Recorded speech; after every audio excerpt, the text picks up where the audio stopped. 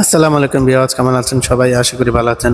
So বিয়াজ, আমি এখন আছি পুরান ঢাকায় খান মোহাম্মদ মৃধা মসজিদ, যেটি কিনা বাংলাদেশের পুরান ঢাকা এলাকায় আতশখানা রোডে অবস্থিত।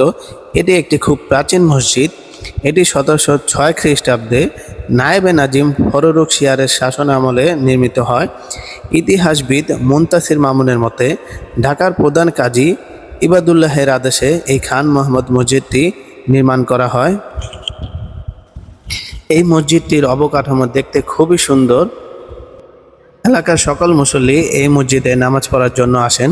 সবচেয়ে আশ্চর্যজনক বিষয় হচ্ছে এই মসজিদের একতলায় কোনো মুসল্লিদের নামাজ পড়ানো হয় না, মানে একতলা বন্ধ থাকে। ওই একতলা ফ্লোরে শুধু জিনেরা নামাজ পড়ে, আর বাকি যে মুসল্লিগণ আছে তারা উপরে নামাজ পড়ে। দোতলার উপরে যে ছাদ, সেখানে জায়নামাজ বিছিয়ে নামাজ পড়ে থাকে। আর মসজিদের বাগান আছে, ওই বাগান